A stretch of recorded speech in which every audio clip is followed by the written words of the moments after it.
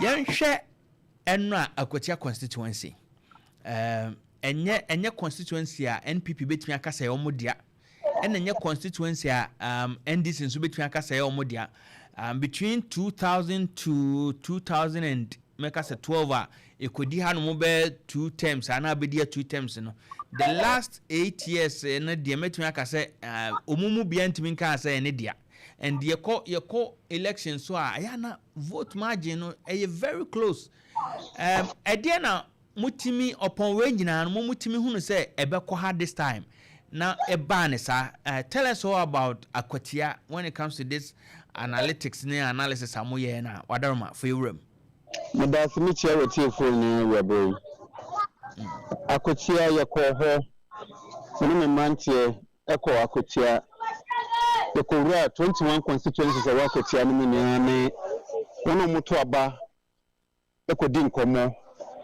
Nkomo ditwe mu yebisa mu se omuhwesa ne oman ni mutie wa John Dramani Mahama abefa konwa besumi wotwe ni a enoma ekosen wo man ni mu we ni ekobisa se primaries be baso lewa ns Kumi nya to nsa fra na ya mefa ne currency ye ani ti ama ewo efa anamsini efina nan ewo Akwatia. And the two political parties, which is MPP and NDC for a yomu candidate, so much to Swaba.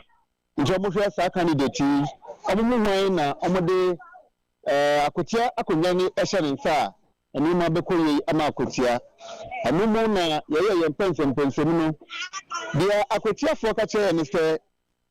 Anka, Yara Kumi, Yano, Omujidi, say, I was saying, Komofa. Miana mfuni efini party mu edebesi akondwa so bapapa bia yo montanta kakra adwuna ya ntanta ne se lewa John Dramani Mahama na afra akondwa na awotesoro omode owo a oye Solomon Asumadu MPP candidate no ekwa abede se Solomon betumi akodwa ma ni ma kacha ne se John me personal for no so hia impuntu nti me bi kakra ne mfa ko impuntu juma ewa Akwatia. Because the party from the year, Minjini so by your party before the Amano, Majianimium, Ama, Wabeka, Akwatia, Akunyana so.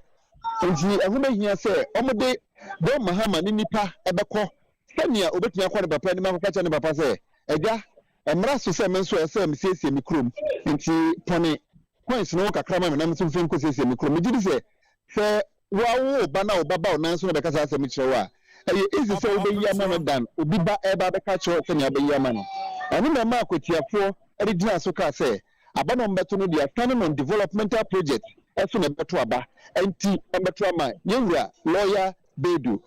And on Andra, we buy info analytics. Your project will say, our statistics near analysis, you say, NDC candidate lawyer Bedu, no, 53%, any year the list of it mayor. We have to take 1 year, dear crowning 53%. MPP Nino, I friend Solomon Asumadu, aka what but whom what then pay 47%.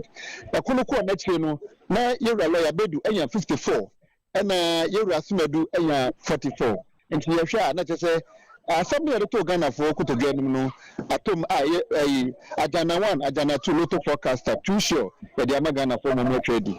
Some more did Ajana because more than Krata at home, Peton.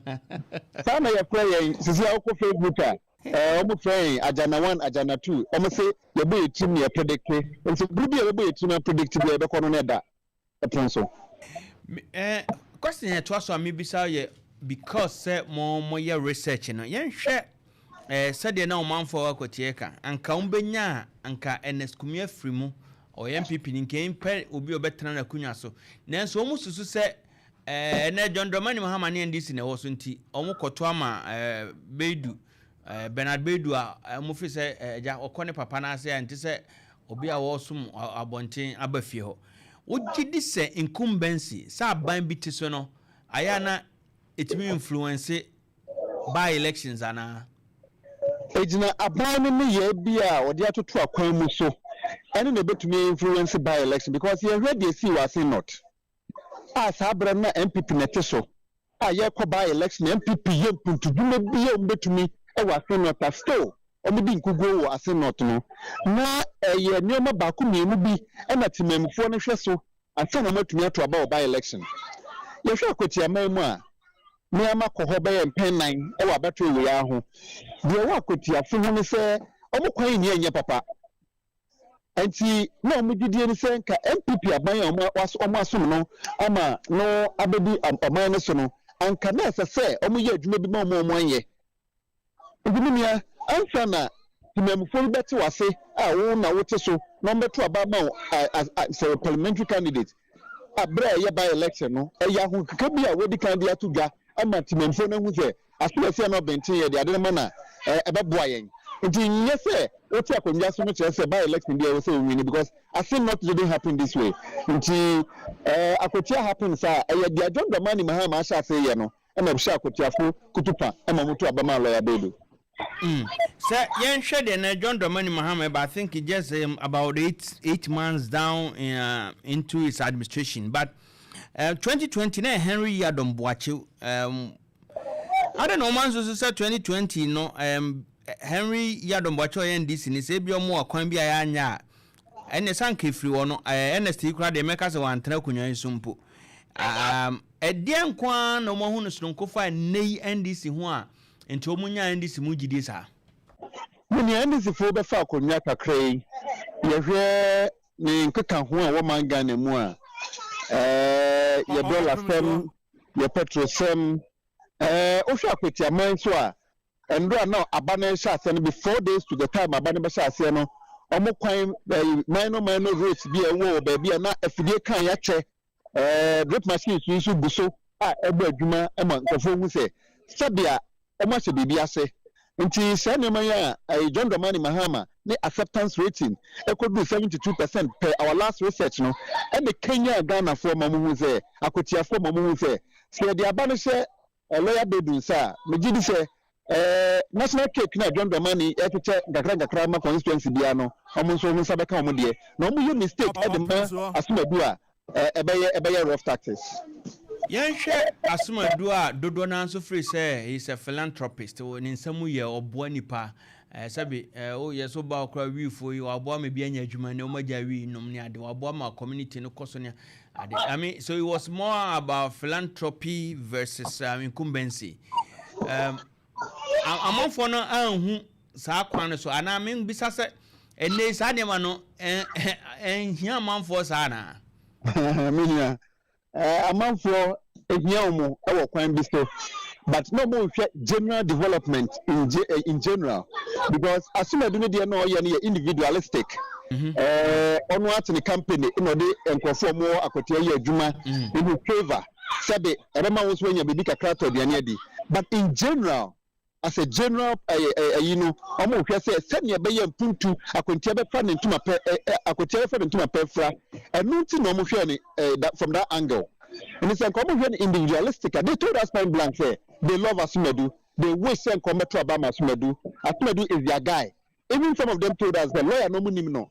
But almost share development in Pina Momo to Abana. And say almost to for favoritism and also almost to for Obi Obuamwa and Asumadu Buamuch in lawyer because lawyer no. And yet as in semi a buyer no di Wachia Domna Samoa and Kalaya no probably breaking and common lawyer and baby.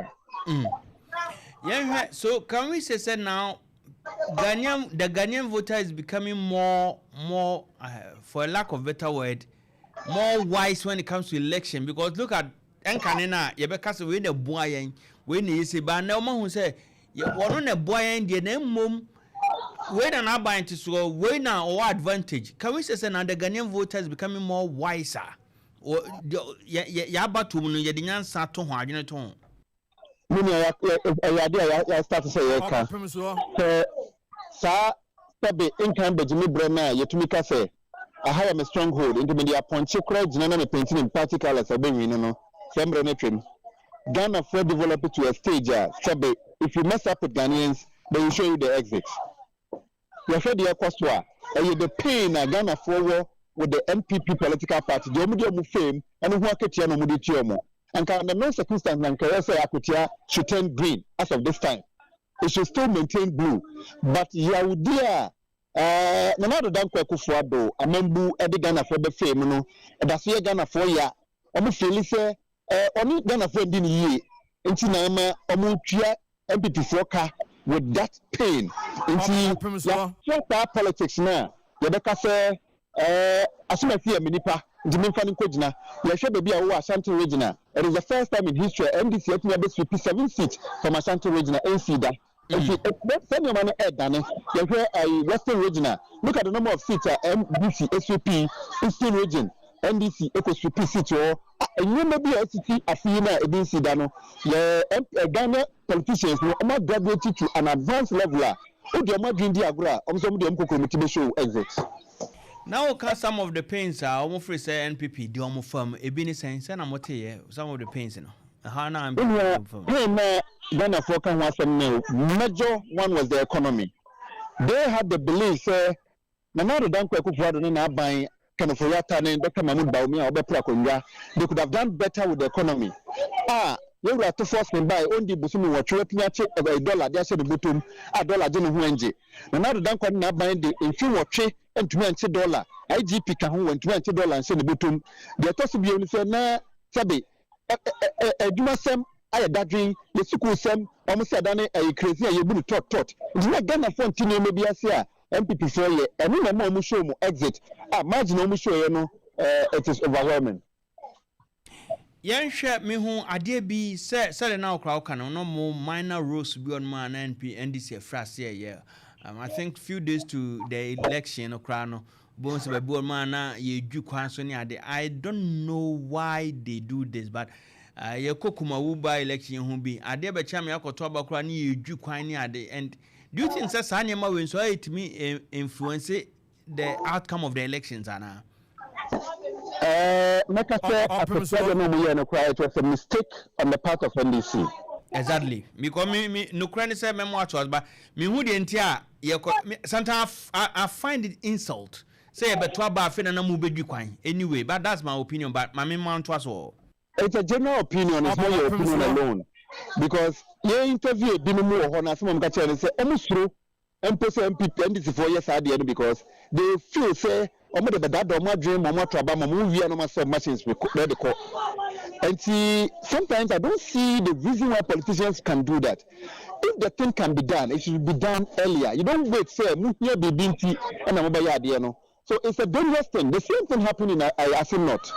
Where na ye betwaba, na sata na akuncha, akatsie, asfalted road. We put yourself omo butakwa na sokeke. Asin North na ye gu asphalt more den ewo ho. And so Ghana for sure say, sebu betnya said Maui, and a match ho bra ye betu by election na moye, and ye betu etia mo mo say, bobi ye kwatiache. And the majority of politicians in Sia baby say omo so mo ye bibi omo nya ansana da bonina du because omo ye da bonina Ghana first year and say we say omo de beda da ye yan si ye be pio mo ka that was it na ayana we personally to you and your outfit mo ye research we nyina how do the political parties and cohort famon semu well Ghana had the asanko yamana also boani adeba how do they take it? I think say sankomu tie dia mo kanso anka bebo mo po aya na saying for politicians we are doing it for the nation at large to educate every individual who is ready to listen. Now if you're a politician and you take it deep, it helps you take decisions. Who say do I have to do investment here or I don't have to do investment? We are kind and MPP food here. We did this because we saw some movement they did. We catch on when she dangerous. Could see dangerous. You say Dr. Mahmoud Baumia Akwatia when she could catch on say Omuntuma Yura Asumadu because lawyer Nina Ajaji and Neskuman said we from. And some of the things we tell them they listen.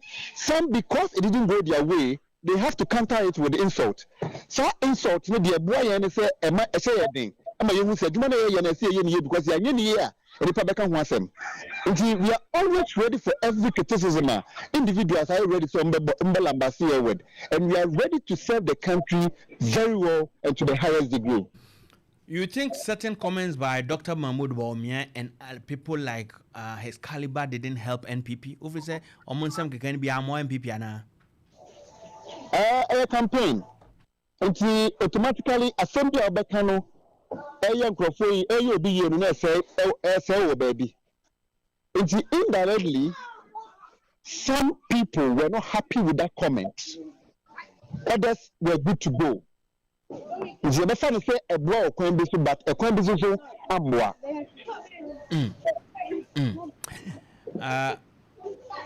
Mr. Kumi, medawase pa na before some more akono.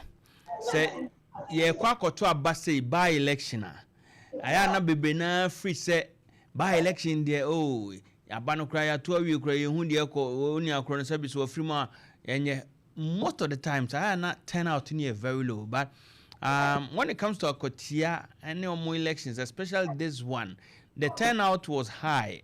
Again, now officer contributed to that turnout, especially the other constituency we already know. The turnout was as a result of how energetic both parties were at the latter part. Obia fan who had been to Nkwantannanso for say let's mistake na mankwa asma yafi meaning for better. Everybody must come out and vote in their numbers. Again, because Akwatia people were thinking about development in their minds, they felt like they have to go out and cast their votes. And this were the reason for the major turnout at Akwatia. As when we asked them, that is some of the gist they gave us. They went there to exercise their franchise.